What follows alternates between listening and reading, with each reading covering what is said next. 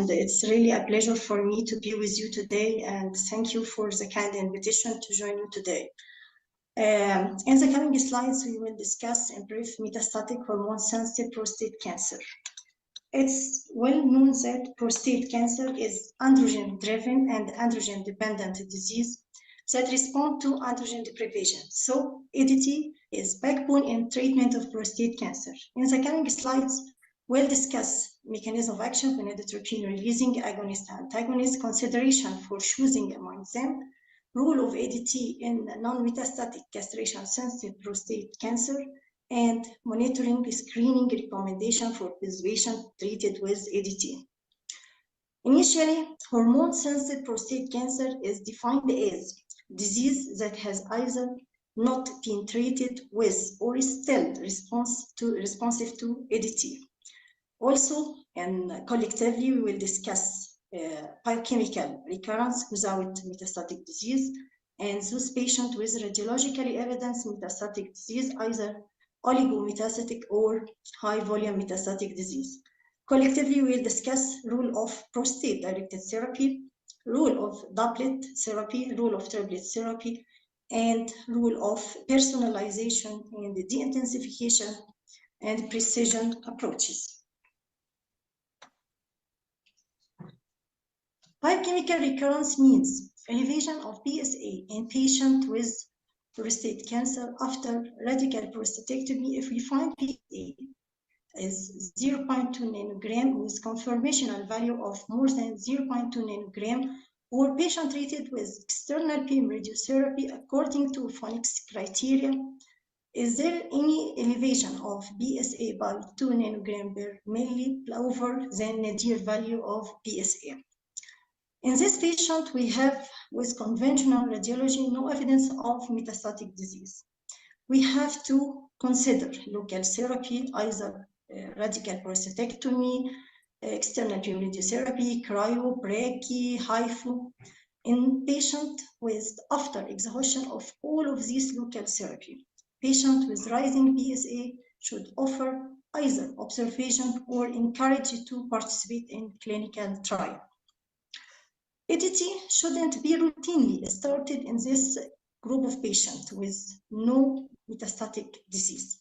And if we start ADT, should we consider intermittent ADT in lieu of continuous ADT? Retrospective review from 1,352 men with biochemical recurrence after median follow-up of 4.7 years, there was no benefit from early ADT for those patients, and quality of life was worse with immediate starting of ADT.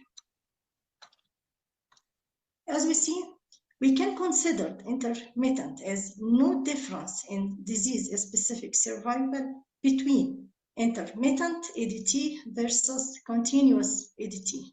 And plus, quality of life was improved with patients treated with intermittent instead of continuous. Risk of hot flashes, sexual activity, urinary symptom was much better in patients with intermittent ADT instead of continuous. But we have to consider patient with Gleason score 8 to 10, PSA doubling time less than 10 months, and PSA recurrence within less than 2 years after radical prostatectomy. This category of patients have worse outcome. So, on the coming time, we will see the result of plasma PET targeted therapy. And in this category of patient, no finding of metastatic disease with conventional CT, MRI, bone scan, plasma PET imaging can be used for patients with early biochemical recurrence, either as alternative to conventional image or in patients with negative conventional image. The backbone in our treatment for metastatic hormone-sensitive prostate cancer is ADT, and it can be offered to patients either with bilateral orchiectomy, which was largely replaced by medical castration, and we have several types of medical castration. Either gonadotropin-releasing agonist is leprolid, wazrolene. This acted by initial overstimulation of gonadotropin receptor. This led to flare initially of LH and testosterone. And in patient, we should start to add anti-androgen to avoid this flare reaction. After this initial flare, there is chronic administration lead to LH suppression and testosterone suppression. While gonadotropin receptor hormone antagonist is digorilix, they act directly by inhibition of the receptor and suppress LH and testosterone initially. When we choose, we have to consider safety, efficacy, frequency of administration, and the cost of this ADT medication. HERO trial, it compared between relugolix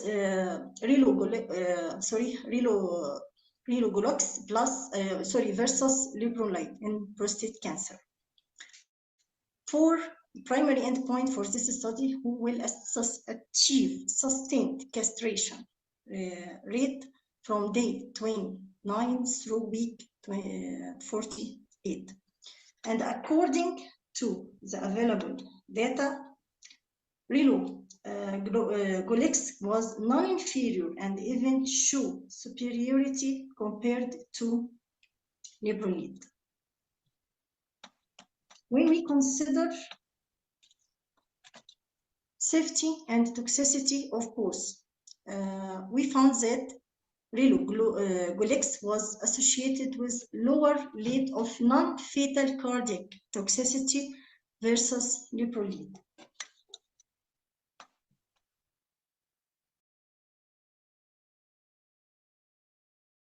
When we deal with ADT, it's critical to understand what are the major side effects for patients treated with this medication. Very common hot flushes and osteoporosis. So we have to discuss to give patient calcium, vitamin D to replace osteopenia. Patients commonly suffer from fatigue, and we should encourage patients for regular exercise. Also, they common to develop insulin resistance, dyslipidemia, and sarcopenia due to metabolic disorder. Also, erectile dysfunction, which affect quality of life, cardiovascular disease, and thromboembolic risk. It's better to follow ABCDE for cardiovascular wellness, to aware the patient and monitor control of blood pressure, control of blood cholesterol level, and encourage for cigarette cessation, control of diet, and encourage regular exercise.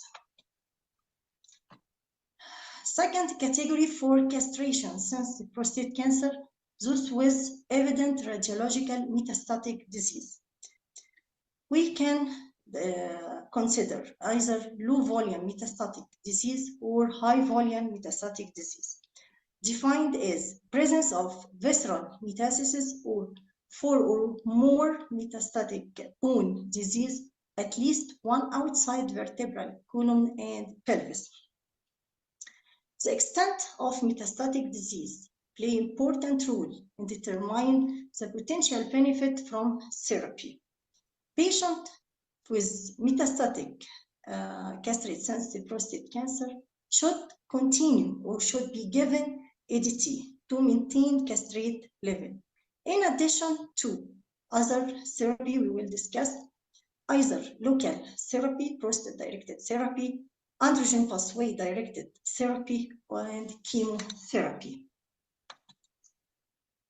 STAMPEDE, this famous multi-arm, multi-staged trial, shows that STAMPEDE RNH addition of irradiation to the prostate in addition to ADT in patient with low metastatic burden improved overall survival benefit. 3-year overall survival improved from 73% to 81%.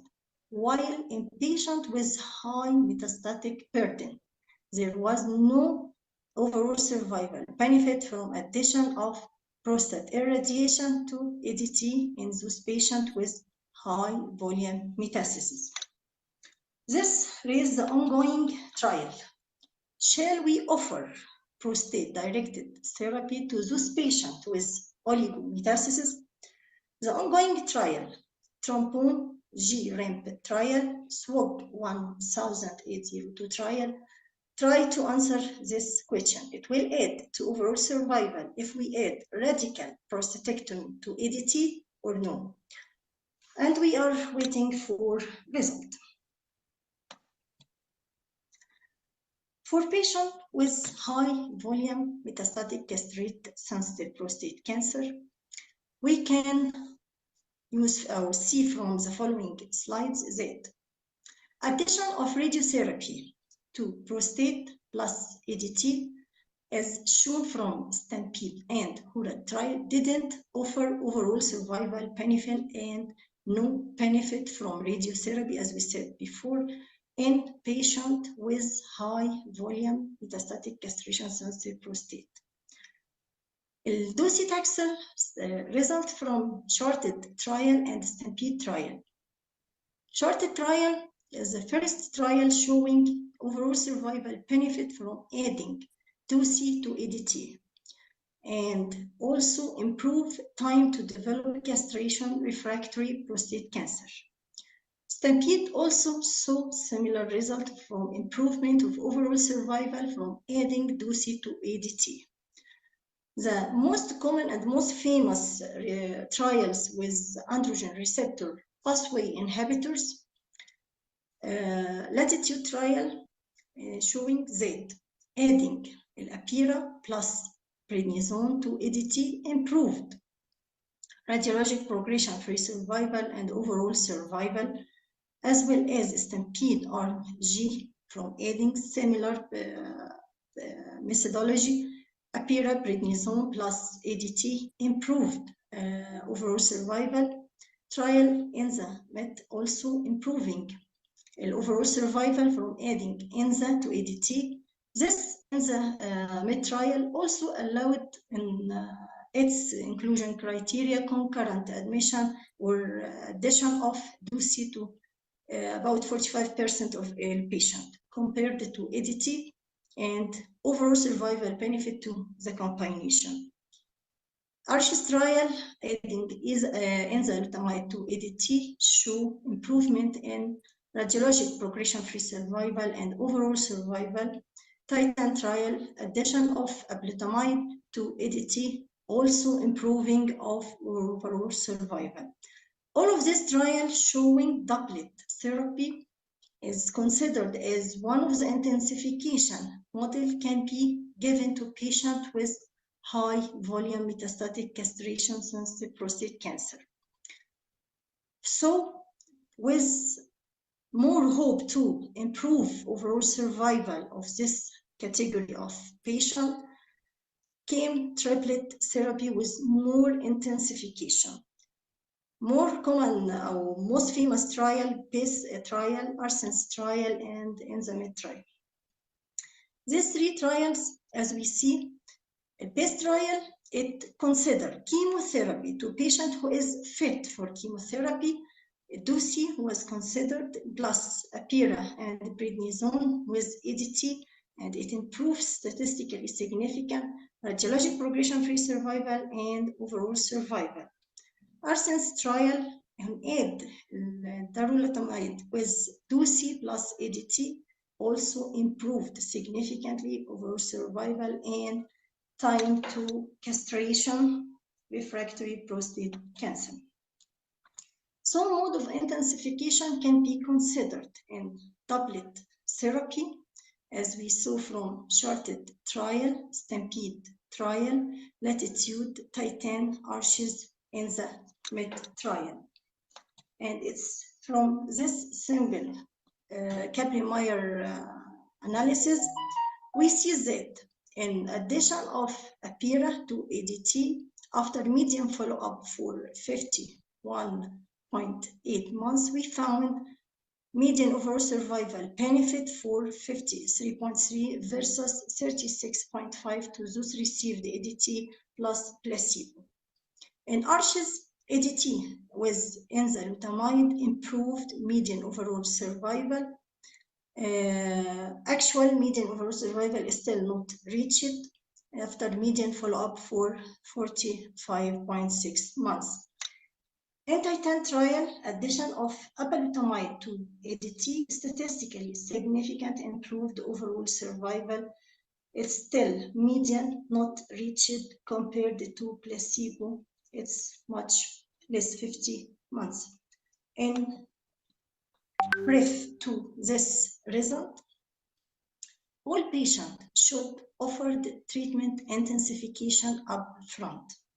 How can we choose this agent? We have DOSI, APIRA, ABLA, enzalutamide in combination with ADT. Our choice will depend on the cost, the toxicity, and patient comorbidities. Patient treated with APIRA consider potassium liver function test, blood pressure monitoring, and concern for long-term hypertension, plus toxicity from long-term use of prednisone. Patient with enzalutamide, less monitoring is required, but we have a concern regarding neurocognitive issue. Patient treated with apalutamide, also less monitoring is required, but we have a concern regarding rash and neurocognitive issue. DOSI is considered least expensive.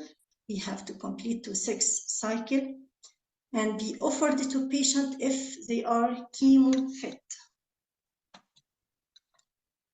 The study design for triplet combination from phase 1 trial, men with de novo metastatic castration sensitive, detected with conventional CT, MRI, bone scan, those with ECOG performance 0 to 1, and can be started ADT up to less than 3 months before randomization. Adding APIRA to DOSI to ADT versus DOSI plus ADT without abiraterone. Initial design of for phase 1 trial was designed as 2 by 2. Either standard of care plus minus DOSI, standard of care plus APIRA, standard of care plus radiotherapy, plus and fourth arm, standard of care plus radio plus APIRA. For ARCHES trial, it is stratified. Also in this trial, we disease.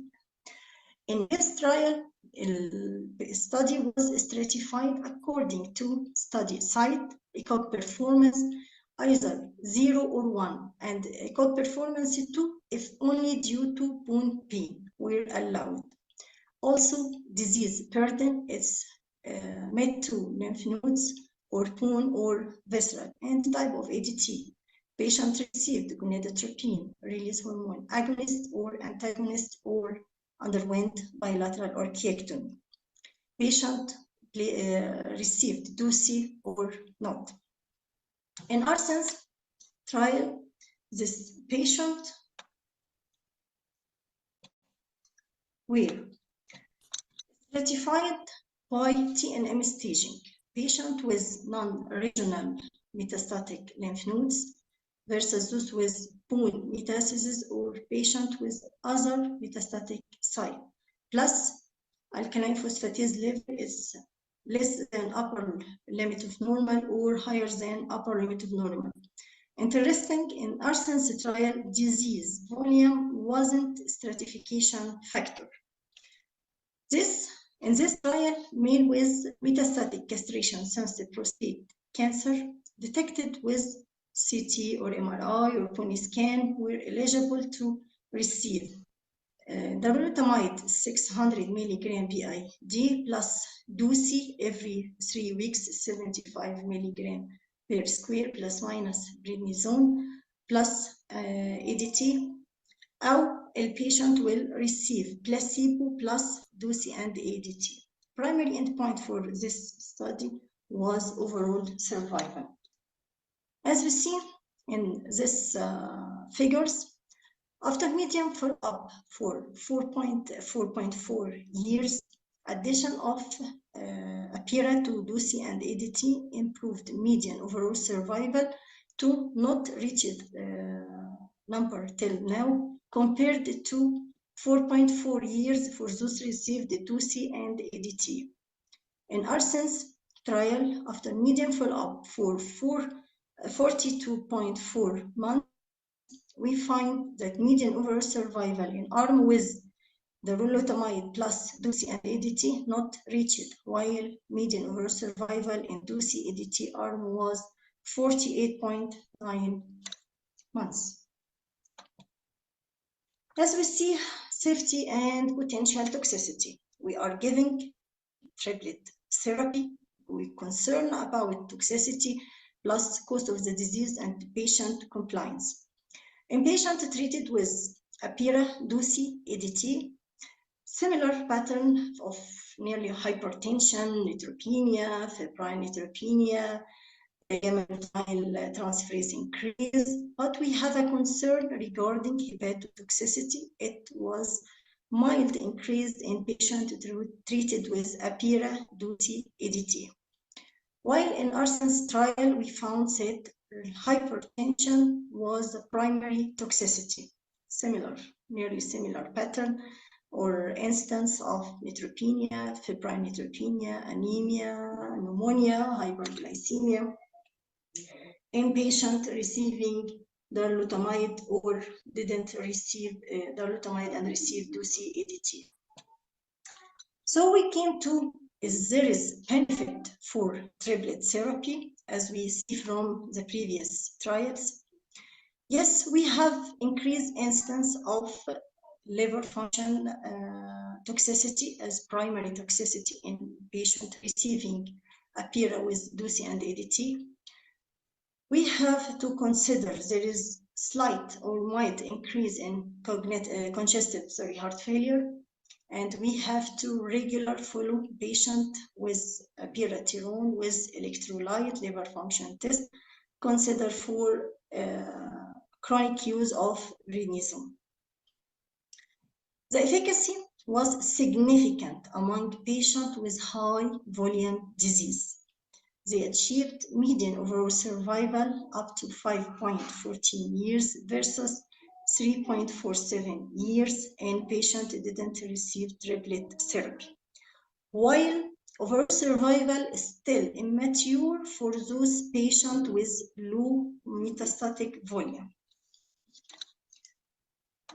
From data from another triplet therapy, Arsens, so we have to consider or see there is slight increase in incidence of hypertension as primary toxicity in patients treated with darolutamide and DUCI and ADT. There is low instance of neurocognitive issue with DARU. And in one of important finding in post hoc analysis, adding darolutamide to DUCI to ADT improve significant overall survival in patients with high volume metastatic disease, but not in low volume disease, according to charted criteria. And there is clear evidence of benefit was seen in patients defined as low or high risk according to latitude criteria. Latitude criteria considered poor prognostic feature, this patient with synchronous MET and at least two of the following: Gleason score 8, 3-point MET, or presence of visceral metastasis. From third triplet trial, survival curve from ENZAMET trial revealed there is higher overall survival in the first 13 months to the patient receive ENZA plus DUCI plus ADT compared to those patient received ENZA plus androgen depression or testosterone suppression in high risk subgroup, those patients present with synchronous metastatic disease and high volume. And this finding suggests that early chemotherapy should be considered in rapid lethal disease.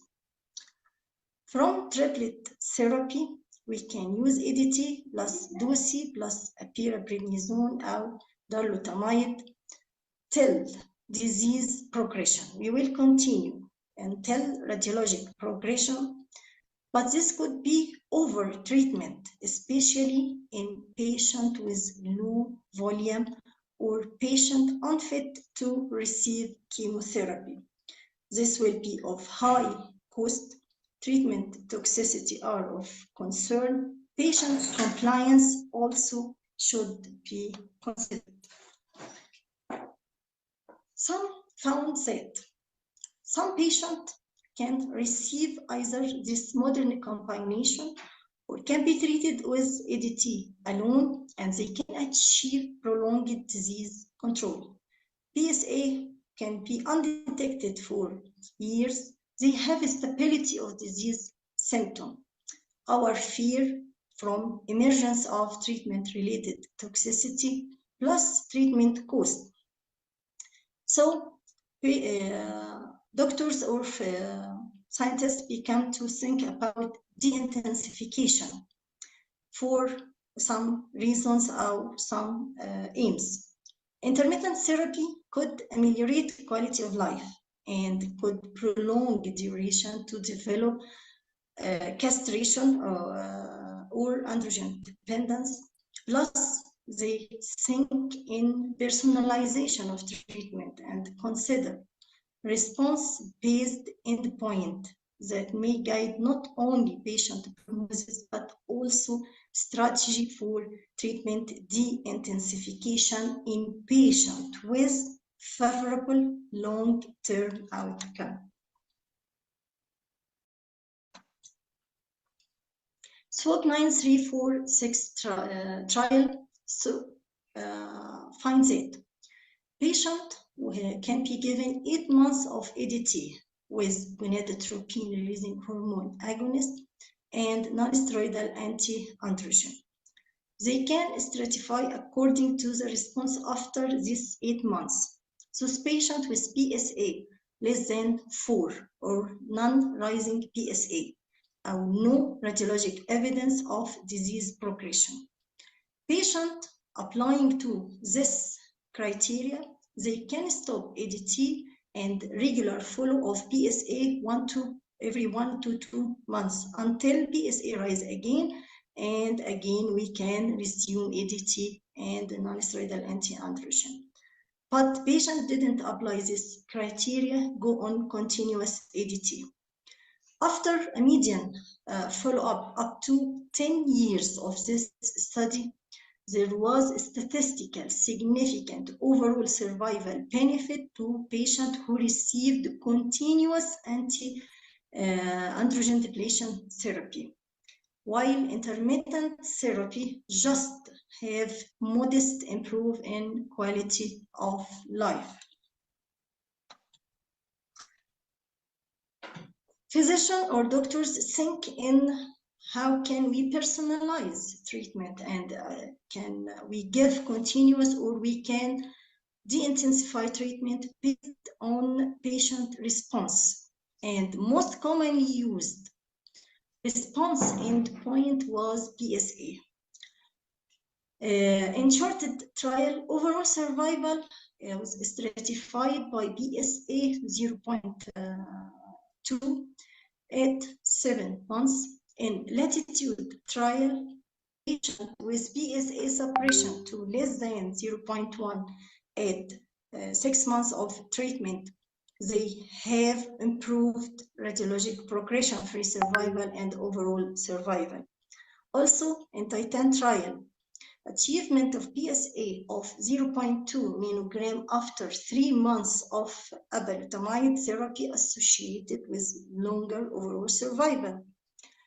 Analysis of PEST-1 also shows similar association between radiologic progression-free survival and overall survival and PSA value at 6 months of treatment.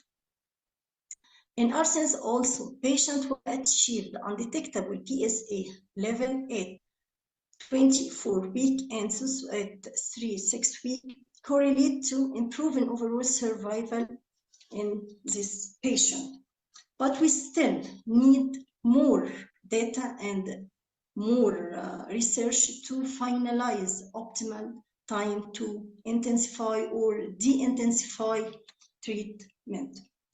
Similarly or collectively to previous studies, patient with metastatic castration-sensitive prostate cancer, if chemotherapy is preferred, we should add DUCI plus Apira or darolutamide androgen depletion therapy. If patient not fit for chemotherapy or chemotherapy not preferred, with ADT, consider Apira, apalutamide, enzalutamide. In those patients with oligometastasis, prostate-directed therapy with radiation to the prostate should be considered in this patient, and until result of ongoing trial for radical prostatectomy to androgen depletion therapy, we are waiting final result. Consider for osteoporosis denosumab 60 ml every 6 months, or zoledronic acid every year, or alendronide 70 ml per oral per week. Chemotherapy should be considered for patients with high volume and with cost insurance coverage, patient acceptance. Low volume disease, according to shorted trial, didn't benefit significantly from adding docetaxel. Patient with histological pattern of poorly differentiated and low BSA producing and genetic feature and gene expression could guide our choice. According to the latest version of NCCN guidelines, patient with castration-sensitive prostate cancer, if we have no radiologic evidence of metastasis M0, monitoring is still preferred, and androgen depletion therapy can be considered in those with poor risk features and under clinical trial. For patients with M1, ADT should be maintained for all patients to maintain castration level, plus, as we said, Apira, apalutamide, enzalutamide. In patients who fit for chemotherapy, DUCI with ADT should be offered with Apira or darolutamide.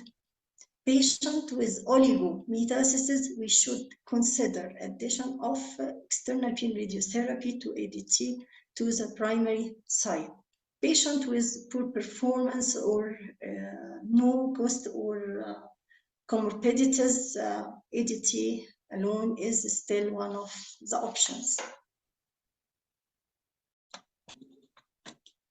The issue that will change the practice and ongoing workup for prostate cancer is, can we potentially precise therapy in patients with metastatic hormone-sensitive prostate cancer? Gene profile for prostate cancer will help to solve this and go for personalized medication. Patient with B10 loss, PICA3 or ACT mutation, we may consider ACT inhibitor plus ADT and Apira, still ongoing.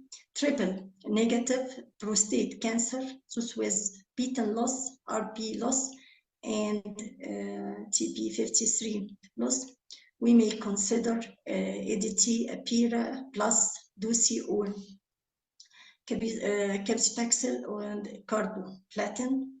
Patient with HRR mutation, a PARP inhibitor will add to the play or to the management plan plus ADT plus Apira. Presence of a spot mutation, a PARP inhibitor with ADT. This with high SUV on plasma PET CT will wait for potential precise of medication. This with high MSI or high total mutational burden, adding of PD1 to ADT and APIRA will aid, or we are seeing, plus this with RP intact and no liver metastasis. Well, CDK4/6 inhibitor will add to ADT and APIRA. This on the Horizon trial, and we are waiting for the result. Arno trial will add Darlo plus androgen depletion therapy. Keynote trial will add Pempro to ENZA and ADT. TALUPRO 3 trial will see the efficacy of adding talazoparib to ENZA. Amplitude trial will see if the addition of niraparib to APIRA and prednisone. PASMA addition trial will see the result of PASMA or anti-PASMA medication plus ADT trial. Sorry for being long and a lot of data in the slides, but finally, take-home message. Identification and management of side effect of ADT is critical component for treatment and management of the patient. Patient receiving ADT, it's important to consider annual bone loss test, calcium, vitamin D, smoking cessation, alcohol cessation, encourage exercise and EG assessment. Early ADT for those biochemical recurrence isn't routinely indicated, but next generation image may change plan of management for those with biochemical recurrence. Radiation therapy can be considered, and it improves overall survival benefit when added to low volume metastatic disease. ADT should continue with androgen signaling inhibitors or DOSI to those with metastatic castration sensitive. Patient with treatment intensification associated with overall survival benefit and should be offered to all eligible patients. Till now, in patient planned for upfront DOSI, adding APIRA or darolutamide in the form of triplet therapy is associated with overall survival benefit, but we still need further optimization and more precision treatment is still optimal patient selection, and the timing is unclear. And thank you so much.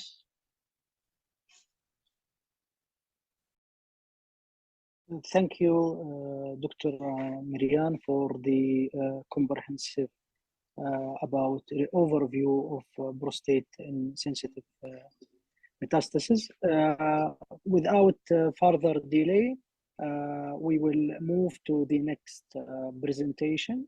Next presentation about the castration-resistant prostate cancer will be presented by our colleague, senior consultant, Dr. Ahmed Badib. Dr. Ahmed, he is the professor of medical oncology at King Khalid Najran. Dr. Ahmed, the mic is yours. Thank you, Dr. Abdurrahman. You hear me, Dr. Abdurrahman? Yes, yes. Okay, thank you. Thank you for asking us, Dr. Abdullah Sharam Ragad, and our colleague, Dr. Marianne, to be with us and all the attendees. It is really nice gathering to be with you. My talk will be continuation for Dr. Marianne talk. I will move to the castration-resistant part. Starting with the definition of the criteria for castration-resistant prostate cancer, we know that it is mandatory to have serum testosterone level less than 50 nanogram per deciliter to define and to diagnose the castration-resistant with one or any of the combination, either biochemical progression in form of 3 consecutive rises in PSA, or radiological progression in form of presence of 2 or more bony lesions, or presence of soft tissue lesions with nodes more than 2 centimeters in diameter. I will present the first case. This patient is 77-year-old and has been on ADT for 18 months for biochemical recurrence after radical radiation therapy to the prostate for Gleason 7 4+3 prostate adenocarcinoma. Now, so this was for 18 months of after 18 months of biochemical radiation therapy. Now his PSA is now rising, doubling time is 6 months, and his testosterone is at castrate level. And this is very important that we have to know the testosterone level when we define the castration resistance. Now, CT scan and bone scan, which are the modalities which we use now for in most of the centers, showed no evidence of metastatic disease. So we have only elevation of the PSA with doubling time 6 months, and testosterone is at castrate level.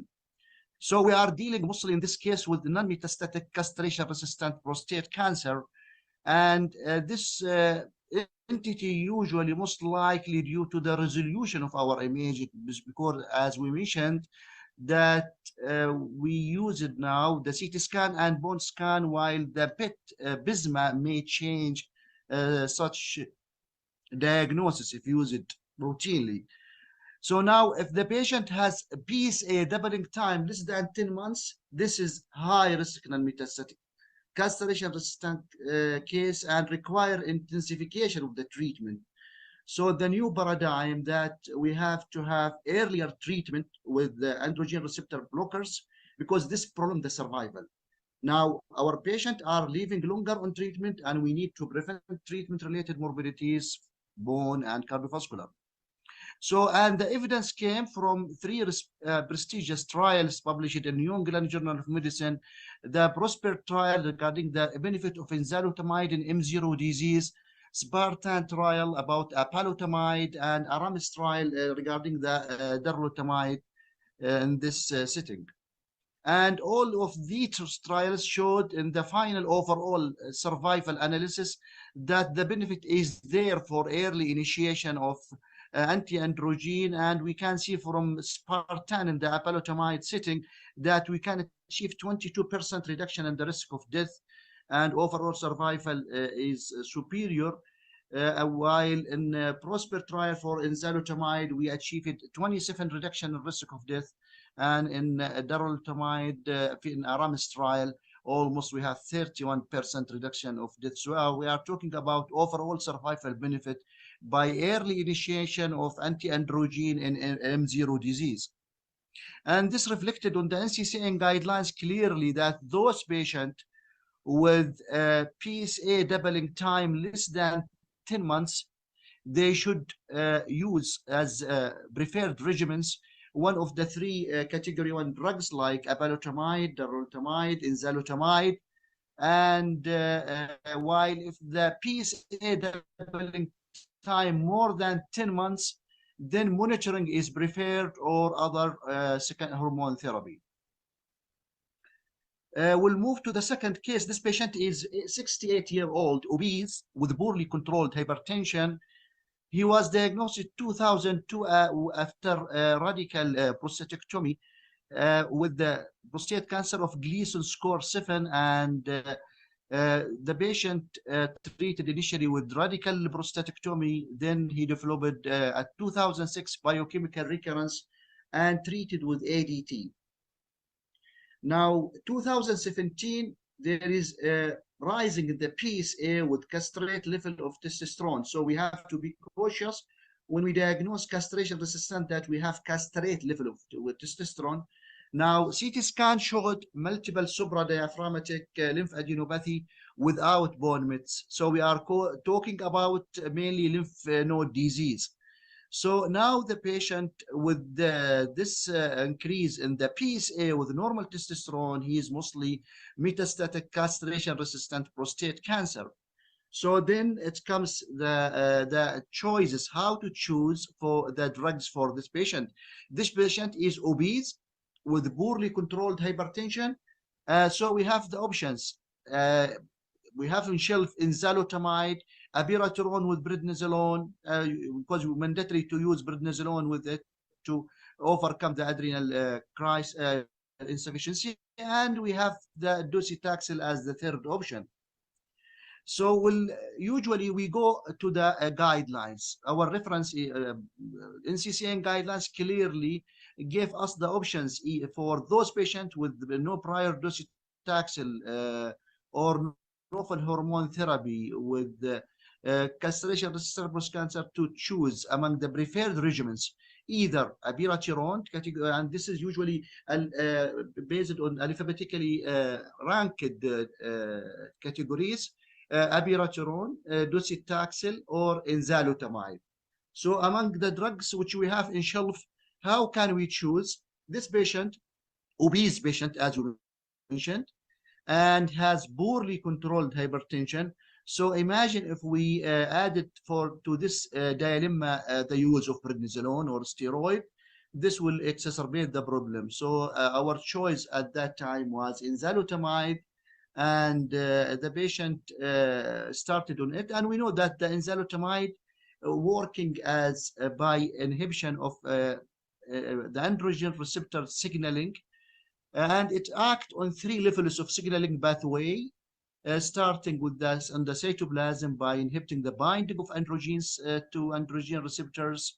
Then it has also intranuclear mechanism of action by inhibition of nuclear translocation of androgen receptors at the nucleus, and also at the DNA level by inhibition of association of androgen receptors with the DNA.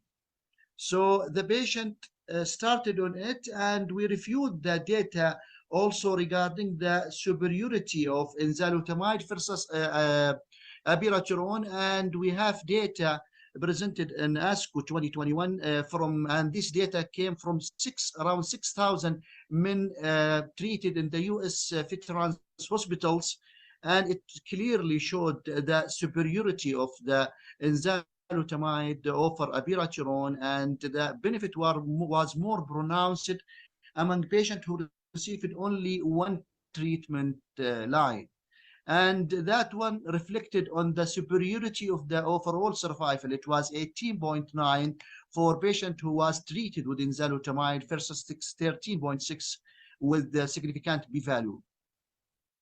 Now, based on all this data, the WHO considered enzalutamide as and added to the essential medicine list 2021. So, and then we have to consider, and usually for us and as medical oncologists, we refer to the grade 3 and 4 toxicity when we choose our drugs. And we know that from the data about docetaxel from Stampede trial, that we have 15% febrile neutropenia and 12% neutropenia, endocrine toxicity there, 10% and GI toxicity, while for abiraterone, the main side toxicity are endocrine and cardiovascular. We know that may exacerbate the heart failure in those patients with borderline cardiac function, in addition to the electrolyte disturbance and some hepatic toxicity, especially if combined with docetaxel. Now, when it comes to enzalutamide, we have 3% hypertension and 1.6% musculoskeletal toxicity, and others less than 1%. What about the newcomers like apalutamide in Titan trial? We have, it is hypertension 8%, but the unique side effect of it was rash 6%, and the others are less frequent. So we have to consider all these factors in while selecting the drugs for our patient. Now, back to our patient, he showed excellent response to enzalutamide. He developed some sort on the main side toxicity that he had was mild muscular pain. And the patient last seen this month in the clinic, his PSA almost 3 with and he was on treatment over 6 years. For the last 6 years. And now all the patient should be evaluated, and we have to address the bone health, and we know that this patient has no bone metastasis. The main side effect or the main site of metastasis was in the lymphadenopathy. And so for that, we are following the NCCN and the National Osteoporosis Foundation guide recommendation regarding the bone health. We are doing DEXA scan every 2 years, and if the patient has osteoporosis, we consider, like in our situation, this patient, we consider denosumab and calcium and vitamin D. So we should not forget such, supportive treatment in this situation. So that we end up this case with some learning point that patient with slow progression of nodal metastatic disease, like our case, now surviving almost 6 years, especially those patients without bone metastasis, they have favorable prognosis. And when castration-resistant develop in asymptomatic patient, the choice between the drugs is there, either enzalutamide, abiraterone, or the others. And enzalutamide favored in obese patient, hypertensive. We know also even in patient with high-risk visceral metastatic disease, with the data which we have, the best data mainly for enzalutamide. So we have to be sure that we are following the bone health, and we should routinely prescribe calcium vitamin D with ADT and monitor the patient for osteoporosis. And there is one article reviewing the long follow-up for patient with advanced prostate cancer, published in the European Association of Urology journal, and they found that after long-term follow-up, the enzalutamide almost maintaining the survival benefit in comparison with placebo, and we can see that after 5 years, the benefit is there, and the separation of the curve with significant p-value. So, and in summary, enzalutamide reduced the risk of death by 17% after follow-up of 5 years. This one published in this paper 2017. And the best patient who maintain such overall survival, those patients who consider it as long-term survivors or long-term response, the better the overall survival. Now, still there is unmet need. We are gaining some months in survival, but still it is not like what we need or what the patient need. We are achieving by abiraterone pre-docetaxel 5 months, abiraterone post-docetaxel 4 months. Enzalutamide, it has pre and post around 5 months. Cabazitaxel 2.5 months, radium 223 3.6 months, and Cyblocel, it is all 4 months, while olaparib 5 months. So still there is unmet need that necessitate more and more consideration for treatment options.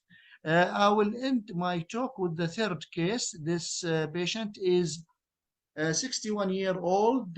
He underwent radical prostatectomy 2011 with Gleason 7, and post-op PSA was almost 0.003. 2016, after 5 years, he developed biochemical recurrence with PSA at that time 3, and he showed left inguinal lymph node. Done for him salvage lymphadenectomy with still persistent PSA 3.5. So for that, ADT added after surgery and after resection of this inguinal lymph node, and 2000 kept it on ADT. Now 2019, there is the PSA increasing again with testosterone, not castrate. So this patient by definition is castration sensitive because the testosterone not castrate. The patient at that time, 2019, has multiple pelvic retroperitoneal lymphadenopathy with 4 sites of bone missing the spine, ribs, and arm. So the patient himself requested to do bilateral orchidectomy. Usually in our practice, we choose the pharmacological castration, but this was the patient decision. So now we are dealing with patient castration sensitive And we have the options are there. The patient looks like has high volume disease with the four sites of bone metastasis in the spine, the ribs, and arm. He has multiple pelvic and distributed lymph nodes. So what could be our option of treatment? We have, again, the drugs are available in show, enzalutamide, abiraterone, prednisolone, and docetaxel. So as expected, we chosen for this patient, as described by my colleague in the previous talk, that docetaxel is very helpful in the high volume disease. 2017, the patient completed 6 cycles of docetaxel as castration sensitive. But again, in September 2018, PSA started to increase with but that time with castrate level of testosterone. So now the diagnosis is metastatic castration-resistant prostate cancer. So what is the next step for this patient? Now, to choose, it is, I mean, difficult and case by case, and there is no reliable evidence how to choose, but it depends on sometimes we can consider some factors like time to progression, clinical features of disease presentation, like our patient has high volume disease, and the patient fitness. Now, if the patient, some experts, they recommend if the progression less than 12 months post upfront docetaxel, then we may consider the disease is a little bit aggressive and may need chemotherapy like cabazitaxel. Now, if the progression more than 12 months, maybe androgen therapy, anti-androgen therapy is the suitable option. Now, this patient, we chosen for him after the docetaxel enzalutamide, and she started on the treatment 2018. Now, we have evidence about the use of these drugs, anti-androgen castration resistance, with overall survival. And we can see that about from the options which we have either to use abiraterone like in COU trial, and we have 4.4 months overall survival. But we know that the COU, they did not include the patient with visceral metastasis, and they consider and recruited mainly those patients with mild symptoms. Now, other option to use post-docetaxel and abiraterone also tried in our COU 301. In this case, they included visceral metastasis, but the visceral metastasis was not represented well. It was only in 11% of the cases. And we have overall survival of 4.6 now. Enzalutamide was tried in the pre and post docetaxel. In the pre docetaxel tried in the pre-failed trial, and at that trial we have 11% visceral metastasis, and we have 4 months gain the overall survival. While in our case now, it is applicable the AFFIRM trial, and which recruited almost 1,200 patients. And in this, the strength of this trial, that it covered almost 23%, maybe quarter of the patient comers. They have visceral metastasis, and with the hazard ratio of 0.63, we have almost 5 months gain in the overall survival. We have other options that we can choose in such setting, but not applicable for our patient with this bone metastasis. If we are going to consider the T-cell manipulated cell option as per impact trial, we can say that it is this trial did not include visceral metastasis. And the symptoms should be mild to many. This was both for the cibulocil and also radium-223. So now, so these options are inferior options in this situation. Now, after follow-up back to our patient, after almost 5 years of enzalutamide, the patient has almost excellent PSA control, good quality of life. But we noticed now that he has slowly progressive disease. So, and the challenge now, I am thinking what I will do for my patient if he progresses now in enzalutamide. We can find the answer from the NCCN guidelines. Of course, we have to, if the patient developed progression in this setting, we have to look for any actionable mutation, and we have to do biopsy, of course, testing for microsatellite instability and HRR, and then, and also we have to be sure that the patient castration resistant, and then we have to divide the patient based on the histopathology, and we should not ignore the possibility of small cell prostate cancer that maybe we found it in many cases, because the treatment will be completely different. So we have to tell if it is adenocarcinoma or small cell prostate cancer, and we have the preferred options in this situation, either to use cabazitaxel, which is I mean category 1, or we can also challenge with docetaxel. And the other options we can consider, if the patient has a positive bismuth scan, that we can consider lutetium Lu 177 as if the patient has a positive scanning for in this situation. So other options, we can use cabazitaxel carboplatin, mituzantron for palliation of patients who cannot tolerate other therapies, olaparib for HRR positive, pembro if MSI high or tumor mutation burden more than 10, radium-223 for symptomatic bone metastasis, and this is category 1, or rocaparib for BRCA mutation. So having markers, a biomarker for target therapy is associated with significant better outcome. We can see this very nice article summarize the benefit in overall survival and progression-free survival and response rate, clearly reproducible, all the data if we treated the patient based on the biomarkers, and look to the response rate if we treated the patient based on them by pembrolizumab or immune therapy based on the MSI high status. It was 54% response rate and 50% decline in the PSA level. What we have to be cautious, the PD-L1 expression has no relation, and the patient with high PD-L1 usually they don't respond to immune therapy. So we have to discriminate between PD-L1 and MSI. Now, another marker, androgen receptor V7, also the positivity and the importance of it in the response to the hormone therapy.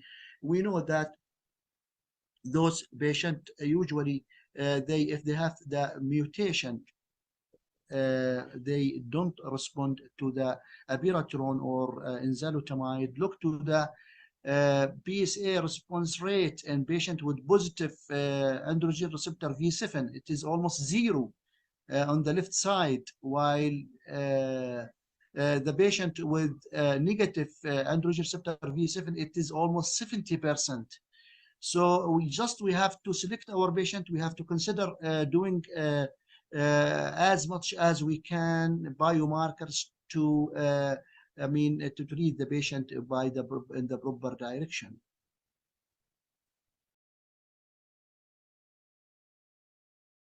So again, regarding the importance, we have the excellent data that came this year, February this year, from the Triton trial that showed the impressive response to the rocaparib and those patients, subset group of patients with BRCA, especially BRCA2 mutation.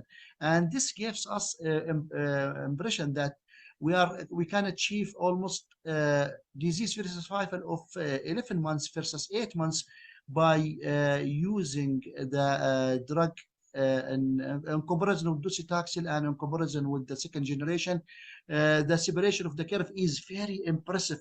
Look to the bottom line curve when we compare the rocaparib versus the second generation androgen receptors, 11 months for rocaparib versus 4 months disease-free survival for the second generation. So choosing the proper patient to the proper patient will be very successful. So we have many updates coming soon, and we have already some of them already released. Now they are trying the combination of PARP inhibitors with androgen therapy like olaparib with abiraterone, niraparib with abiraterone, rocaparib with enzalutamide, talazoparib with enzalutamide in TALPRO trial, and also a combination of these drugs with immune therapy like it is in all modalities of immune therapy. So, and we have already some of them already released, and it is very impressive because it showed similar results for what we saw in the ovarian cancer. We were talking about solo trial and Volo trial. Now it is the same in the prostate cancer.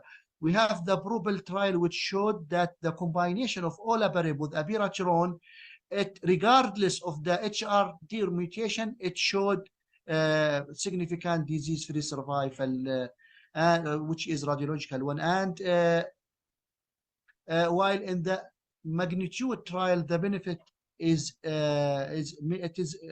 almost only limited for those patients with HRD positive, and we are waiting for the final results of the TALPRO trial. And we have the now in conclusion, the FDA approved medication drugs. We have the taxanes like docetaxel, cabazitaxel are there, and we have androgen receptor abiraterone, enzalutamide. We have the immune therapy, sibuleucel and Pembro. We have radium-223 and PARP inhibitors. You hear me? Yes, yes, Dr. Ahmed, continue. Okay. Okay. Now,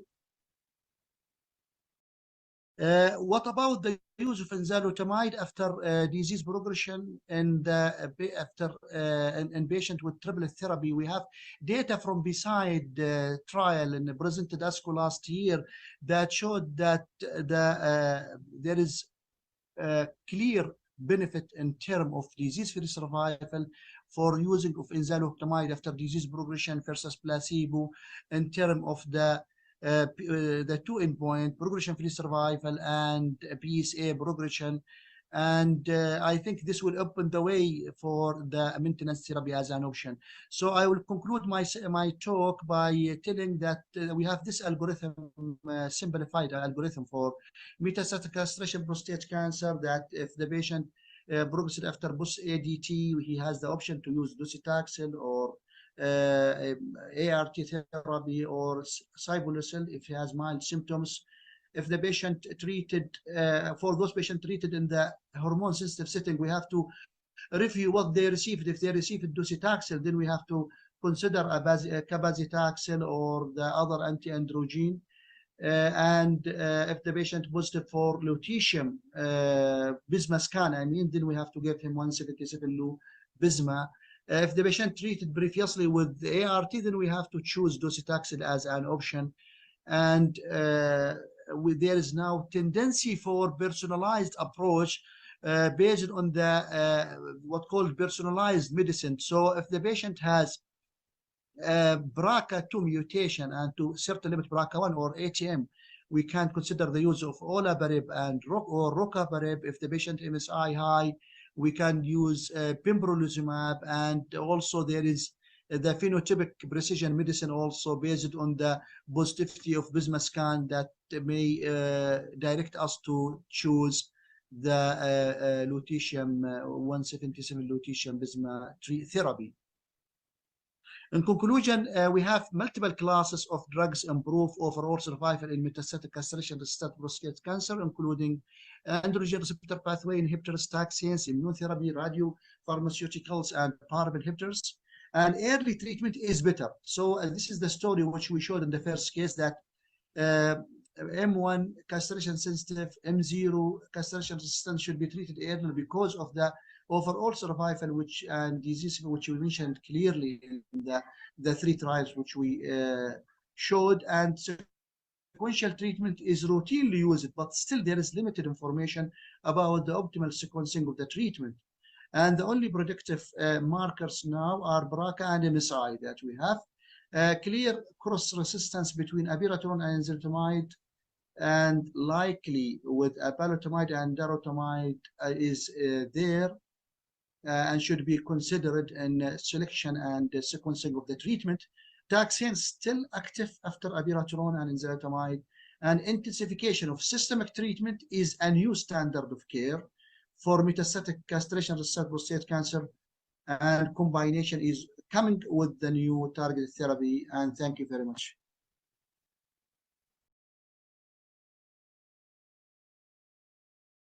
Thank you so much, Prof. Badib. As usual, it's very, extensive review. I like always your lectures and your way of presentations. So it's my pleasure to introduce Dr. Bassam Basliman. Dr. Bassam, he is my partner in KFMC. I'm very glad that we have him with us. He's a medical oncology consultant specialized in GU. He's going to enlighten us with a very difficult case presentations. So, Dr. Bassam, the mic is yours. Thanks, Dr. Abdullah. No, I'm not presenting a difficult case, but I'm presenting two cases that I learned something that I would like to share it with you. So great. So this is my first case from my clinic. Mr. M is an 88 years old gentleman, known case of hypertension, chronic kidney disease. His creatinine 300, was following with urology clinic for local hospital with the urinary retention, which investigated in October 2019. So it's almost 4 years ago. The biopsy and a BSA initially was 143. They did the biopsy from the prostate. It confirmed prostatic adenocarcinoma, Gleason score 8. The bone scan show a highly suspicious solitary bone metastasis in the right ischium. And the MRI pelvis and CT chest abdomen pelvis show only there is locally advanced prostate cancer, invading the seminal vesicle and the serosa, also invading the rectum. So it's locally advanced. Also, there is pelvic adenopathy and other than these bone lesions. So in total, we have one solitary bone lesion and pelvic lymphadenopathy and the BSA 143. So diagnosed as de novo oligometastatic low volume disease at October 2013, and started initially on ADT, and a month after 3 months we started adding the enzalutamide to the androgen deprivation therapy. Also after on February, a radiation therapy added to the prostate and seminal vesicles, which after had a good response on the ADT.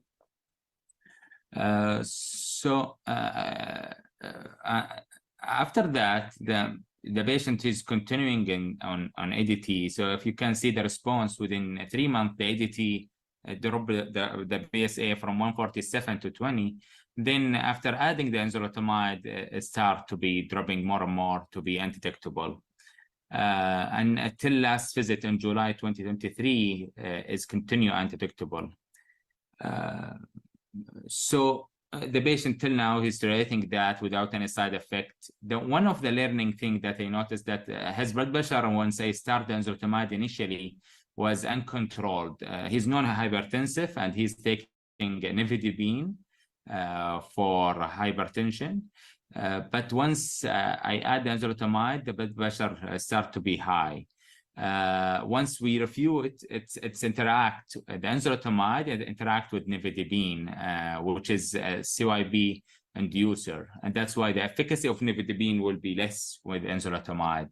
So it's important once prescribe enzalutamide, it's to ask your clinical pharmacist to review the patient medication to be sure there is no interaction.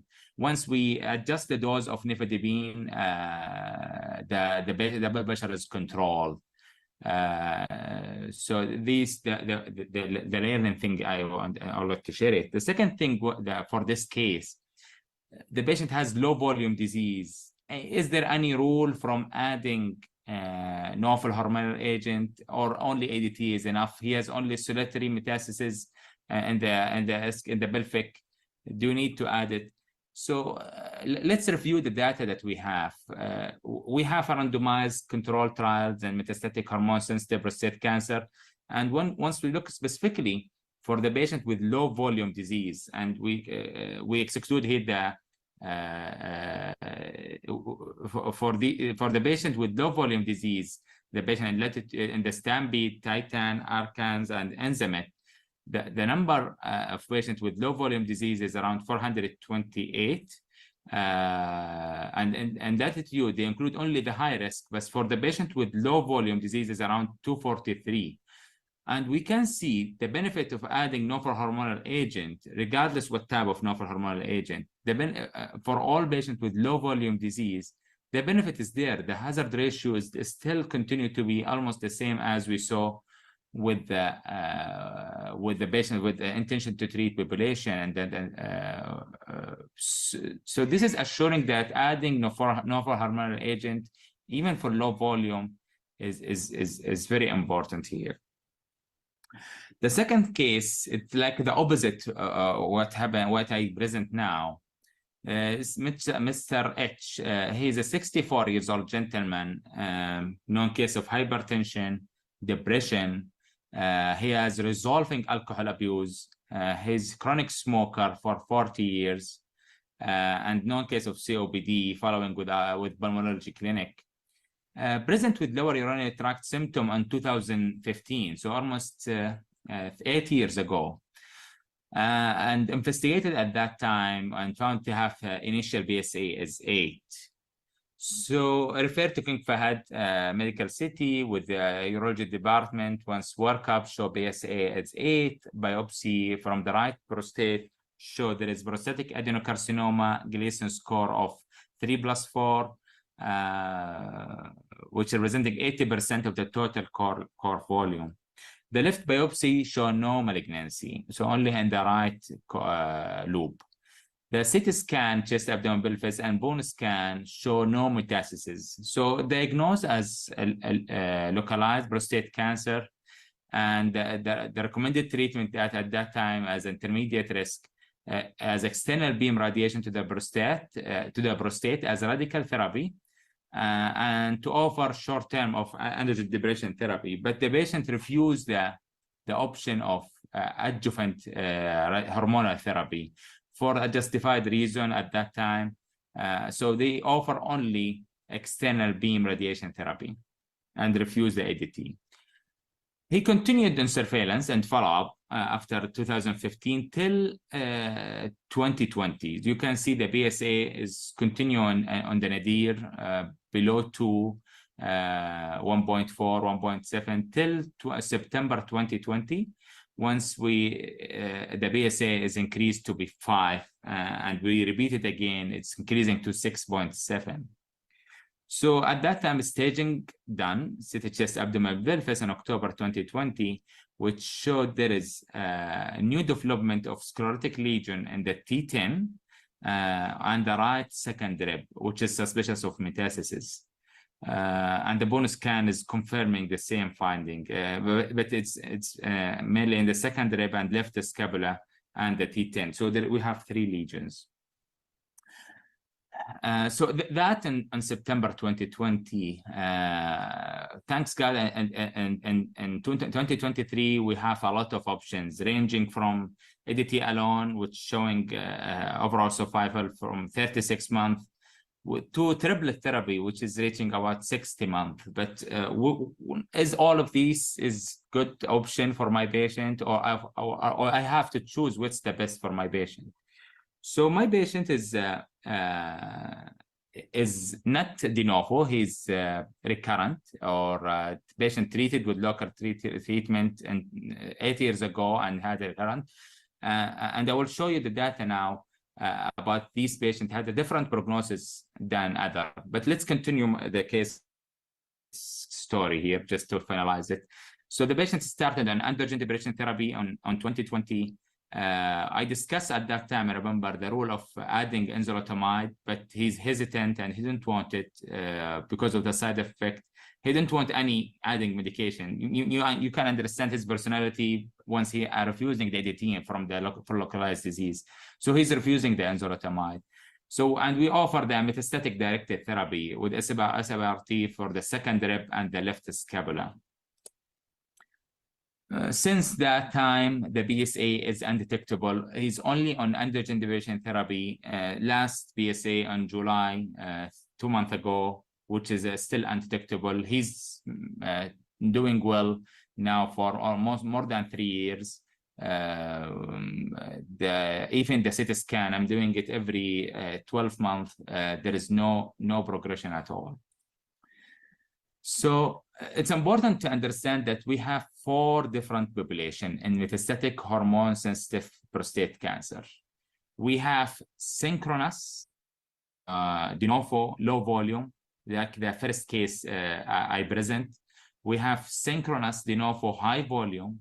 We have metachronous, low volume, like the second case I discussed. And we have metachronous, high volume. And it's important to know the definition of high volume as per charted definition, that the high volume is either presence of visceral metastasis or at least 4 bony lesions with at least one of the lesion outside the vertebral column or pelvis. So these the definition that we know, regardless that it's only single lung metastasis, will be considered as high volume, or they have 5 or 6 bone mets, this will consider a high volume, or there is extensive mets, this will consider high volume. So if it's less than 4, this will consider low volume.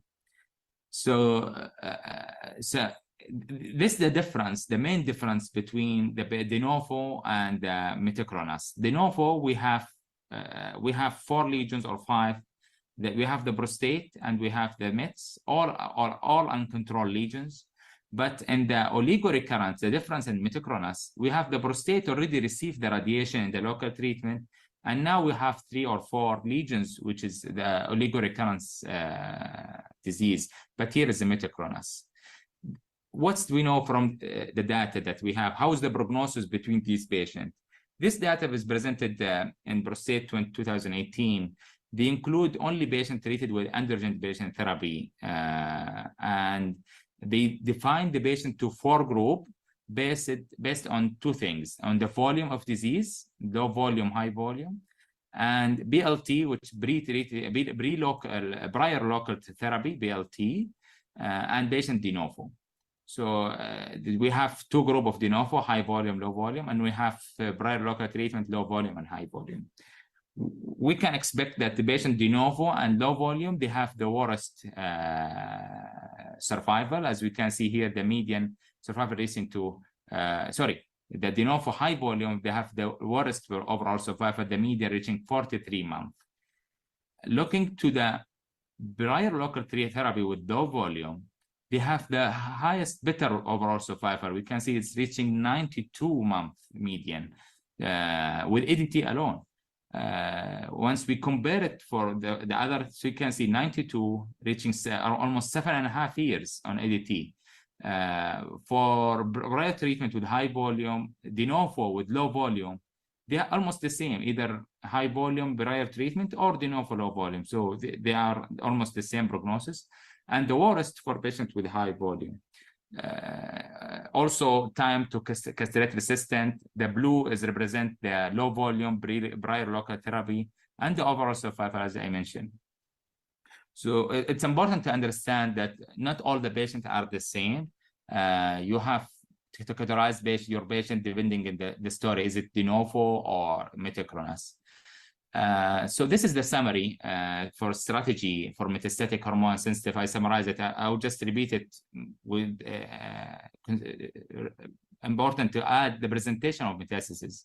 So patient with metachronous and low volume, 3 or less bone metastasis. This is consider androgen deprivation therapy plus minus novel hormonal agent and SBRT as metastatic directed therapy. Patient with metachronous and high volume, this is by sure novel hormonal agent. Patient with de novo and low volume, novel hormonal agent with prostate radiation. Patient with de novo and high volume will recommend for novel hormonal agent and may consider chemotherapy for patient chemo fit. But just I will add two slides about the role of metastatic directed therapy. The data on metastatic directed therapy is limited. We have for patients with oligorecurrence. There is two trials, the STOMP and ORILO. Both has the same design. They include patients with oligorecurrence prostate randomized to either observation or SBRT. And they calculate the primary endpoint, the androgen deprivation therapy free survival and progression-free survival. And both showed that for both trials, the STOMP and the ORILO, that metastatic directed therapy improved the ADT-free survival and improved the progression-free survival with using metastatic directed therapy. Now we are waiting the phase 3 trial, which is assessing the role of adding the metastatic directed therapy to the standard systemic therapy. Is this will add a benefit or not? This we'll see, we'll assess by this phase 2 or 3 trials. The consensus from the prostate expert, or they recommend for low volume oligometastatic to consider the option 2, which is systemic therapy with metastatic directed therapy. Also, the NCCN, they are recommending the same recommendation for low volume and to offer metastatic directed therapy. By this, I'm concluding my presentation. Thank you. Thank you, Dr. Bassam, for sharing your excellent comments. Now we have questions for all the speakers. I have seen 3 questions by audience. First question, what is the main differences between the novel agent in consideration of efficacy and the price? Dr. Marian, can you comment on this question? Dr. Marian? Sorry, أستاذ حضرتك سؤال تاني؟ Excuse me. He is asking about the main differences between the novel agent, apalutamide and abiraterone, in efficacy and price, etc., in sensitive setting. Yes, as we said before, we have to consider first availability in the hospital, which type is available, patient comorbidities, as we said.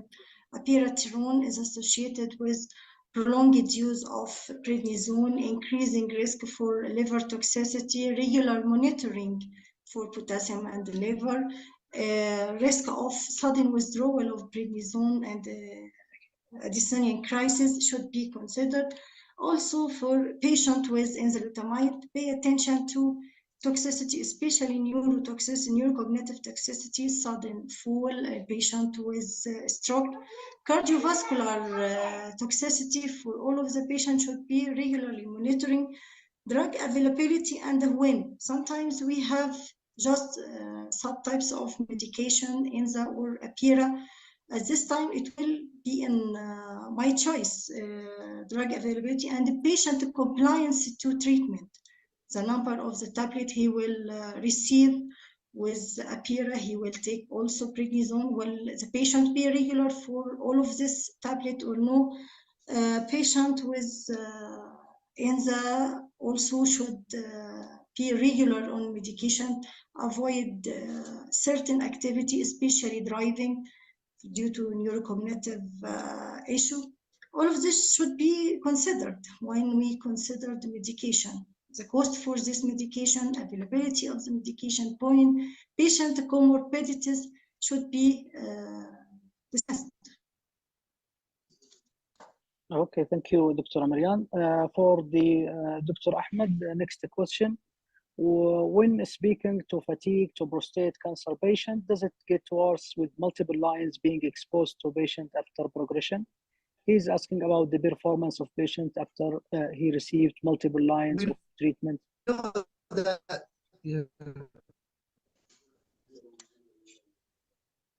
Ahmed? We know that fatigue in cancer, advanced cancer, is multifactorial, and it is. Yeah, you hear me now? Yeah. Yeah. We know that fatigue in advanced fatigue in cancer patient is multifactorial, and it is not, I mean, one factor, and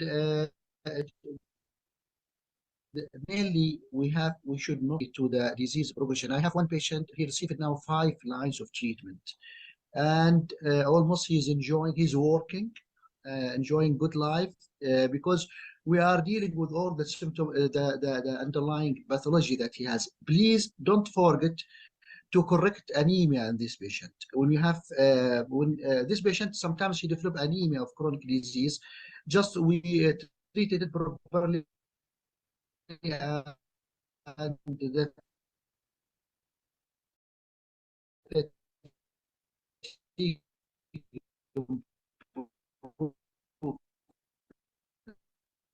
so the fatigue is the main cause is mainly anemia. They will enjoy good life, and the drugs which we have, if we review the percentage of fatigue that they have, it is almost 1.5% of the patient, except for chemotherapy, 7% of the cases.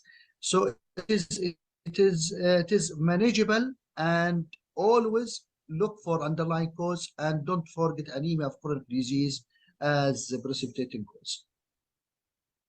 Thank you, Dr. Ahmed. Dr. Bassam, can you comment the third one? He's also asking about the comparison between INZA and apalutamide in metastatic castration-sensitive prostate cancer in terms of safety, side effects, efficacy, etc. Yeah. Comparing that, which one is safer, we didn't have head-to-head data for comparing which safer, the apalutamide or enzalutamide. But from my experience in King Fahd Medical City for more than now, I would say 5 years, using enzalutamide in King Fahd Medical City, most of our patients are using enzalutamide, and we didn't see any alarming side effect. And I didn't remember any patient I reduced the dose because of fatigue. And the other side, the apalutamide, I'm using it recently. I didn't face any serious side effect from apalutamide also. I think both of them is tolerable. No one better than the other. Till we have experience also with the third novel hormone agent, darolutamide. Maybe these have a lower profile of side effect compared to enzalutamide or apalutamide. But for me, Enza and apalutamide are almost the same in terms of side effect profile. What about the use of hormonal later on, hormonal after hormonal as sequential? Are you preferred to start with the AB or Enza in the first line to use it after that?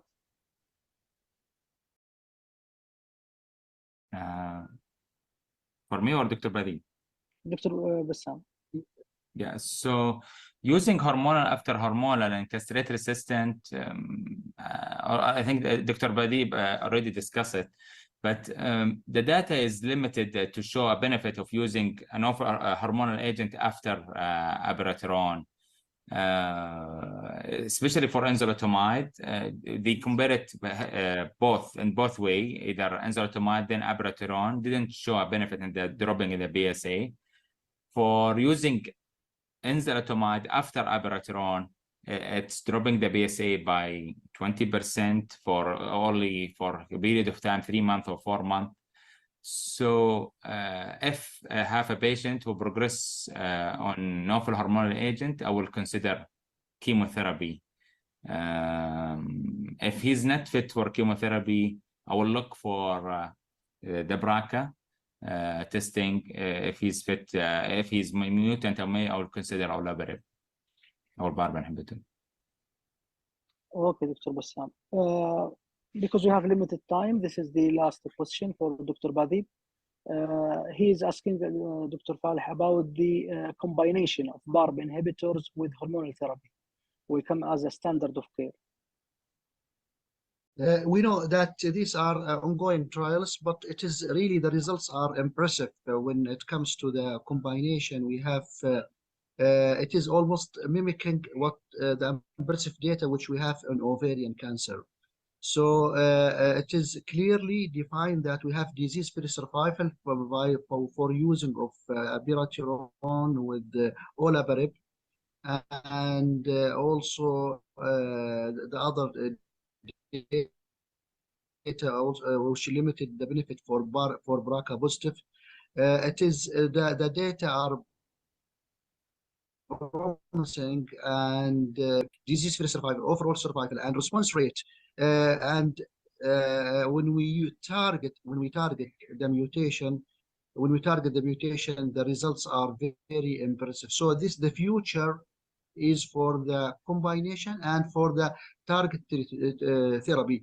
I think the financial toxicity may limit their use, but especially if we said, for me, if now based on the data which we have, if we the Triton trial using rucaparib showed almost say 6 months difference between in BRCA2 patient between the use of anti-androgen with single agent rucaparib.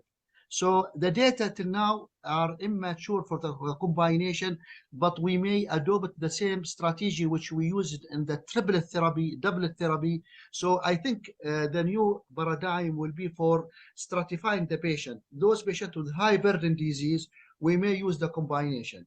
While for low burden disease, we can use only single agent. I'm talking about those patients with BRCA mutation, especially BRCA2 mutation. So clearly the benefit is there, but the stratification of the patient is not yet settled. Thank you, Dr. Ahmed. I think we exceeded our time. Can we conclude, Dr. Abdullah? يعطيكم العافية جميعا. Actually, this is one of the best scientific gathering today. I learned a lot from you. All of you guys, Dr. Badib, Dr. Marianne, Dr. Bassam Basleiman, Dr. Abdurrahman. Thank you so much for your enlightening us today about all the advances in prostate cancer. Special thank for Astellas for making this gathering at the level of Ministry of Health with excellent thought about sharing the experience among the center under the umbrella of Ministry of Health. Again, thank you, Stella, for this excellent meeting arrangement. And special thank also for the Mass Hub that they lead this technical concern. Anything from your side, Stella? Abdullah, if you would like to comment anything before we conclude? Thank you, Dr. Abdullah, and thank you for our doctors for pitching this event. طيب يعطيكم الف عافيه و good night for everyone. Good night. See you soon ان شاء الله. مع السلامه. السلام عليكم.